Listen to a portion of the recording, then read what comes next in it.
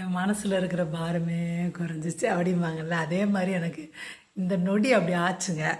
பார்த்தீங்கன்னா அறிவே இல்லாமல் அவங்க ஃபேமஸ் ஆனதுக்காக இவனை வச்சு எடுத்துருக்காங்க. ஏன்னா உமாபதி உனக்கு என்ன தெரியும்? பிசியோதெரபி பற்றி என்னமோ மசாஜ் பண்ணுறாங்களா, கையால் அமுக்குறாங்களா? நீ ஃபேமஸ் ஆகிறதுக்கு என்னெல்லாம் பேசியா? இதே 6 மாதம் 1 மாதத்துக்கு முன்னாடி நம்மளை பற்றி பெருமையாக பேசினா உமாபதிக்கு மரியாதை கெட்டு போயிடும். புரியுதா? முதல்ல உனக்கு படிப்புனா என்னன்னு தெரியுமாடா? ஏன்னா பிசியோதெரபி என்பது +2 முடிச்சுட்டு நீட் எக்ஸாம் எழுதணும். ஓகேங்களா?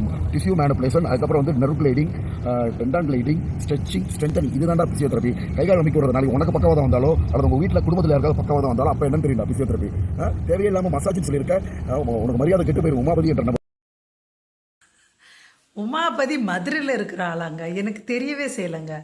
நம்ம எந்த யூடியூப்பில் எந்த வீடியோ போட்டாலும் எல்லா பையனும் சென்னையில் இருந்து போட்டுக்கிட்டேன்னு நினைக்கிறேன். அவங்களாம் வந்து நான் நாகர்கோவில் பக்கம் இருக்கேன், நான் கோயம்புத்தூர் பக்கம் இருக்கேன் அப்படின்னு சொன்னாதான் உண்டு. இல்லாட்டி இயல்புலேயே நம்ம டிவி சேனல்லாம் சென்னையில் தானே இருக்கும் அப்படின்றனால எல்லாத்தையும் சென்னையில் இருக்கிறதாவே கற்பனை பண்ணிக்கிறோம்.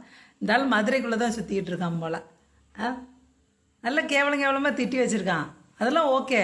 இப்போ நிறைய பேர் ஜெயிலுக்கு போவேன்னு சொல்கிறாங்கல்ல. வாட்டர் மலன் திவாகர், உன்னை பற்றி நிறைய வீடியோ வர உனக்கு தான் ஃபேமஸ் நீ நினச்சிட்ருக்க. எங்களுக்கு இரிட்டேஷன் ஆகுது. எவனாவது இந்த மாதிரி ஏதாவது ஒன்று ஜெயிலுக்கு நீ போயிட்டேன்னா கூட கவலை இல்லை. ஆனால் இப்படி போகிறேன்னு சவுக்கு சங்கர் மாதிரி சொல்லிக்கிட்டே இருந்தால் ரொம்ப கடுப்பாகுதுடா. ஏதாவது பண்ணு. சைபர் கிரைமில் புகார் கொடு, யூடியூப்பில் புகார் கொடு, இதெல்லாம் பண்ணி வை. உன்னை பற்றி வந்து தேவையில்லாத அவதூறு செய்தி வரவிடாமல் பண்ணு. மேலே தப்பு இல்லைன்னு தெளிவாக சொல்கிறேன்ல, பத்திரிகையாளர்கள் முன்னாடி தைரியமாக சொல்கிறேன். இந்த யூடியூபர்கள் வாழெல்லாம் எப்போ தான் நறுக்கி விடுவேன் நீನು? ப்ரொஃபஷனலாக நடவடிக்கை எடு. இப்படியே சும்மா விட மாட்டேன், மரியாதை கெட்டு போயிடும். புரியுதா? சும்மா விட மாட்டேன் சொல்லாமல் உருப்படியாக ஏதாவது பண்ணு.